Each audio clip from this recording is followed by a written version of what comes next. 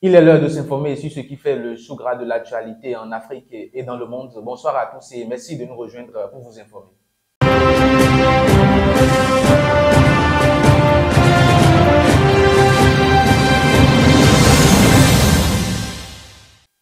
L'Union africaine a dénoncé ce mercredi 19 février 2025 la perpétration ininterrompue de crimes de guerre et de crimes contre l'humanité au Soudan, ravagé par une guerre qui a fait des dizaines de milliers de morts et 12 millions de déplacés depuis avril 2023.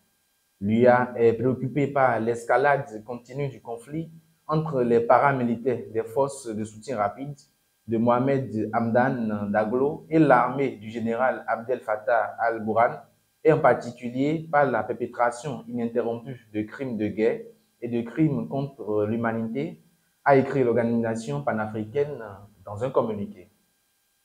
La ministre française de la Culture a clos une visite de 3 jours au Maroc ce mardi 18 février 2025. Si elle a été marquée par la signature d'une dizaine d'accords de coopération entre Paris et Rabat dans le domaine de la culture, côté marocain, on retient surtout le déplacement de Rachida Dati au Sahara occidental, 6 mois seulement après la reconnaissance par la France de la souveraineté du royaume sur ce territoire très disputé. Le Rwanda a annoncé ce mardi 18 février 2025 la suspension de sa coopération avec la Belgique en raison notamment de la position de Bruxelles sur le conflit à l'est de la République démocratique du Congo. Des tensions diplomatiques qui montent d'un cran entre les deux pays alors que les relations s'enveniment déjà depuis quelques années.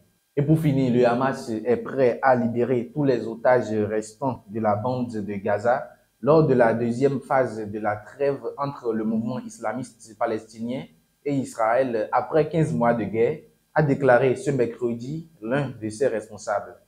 Nous avons informé les médiateurs que le Hamas était prêt à libérer tous les otages en une seule fois au cours de la deuxième phase de l'accord, plutôt que par étapes comme pendant la première phase en cours, a déclaré à l'AFP ce responsable Taher al-Nounou.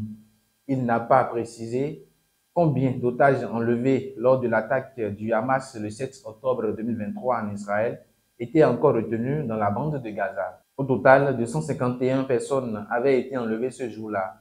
70 sont encore retenues à Gaza, dont au moins 35 qui sont mortes, selon l'armée israélienne.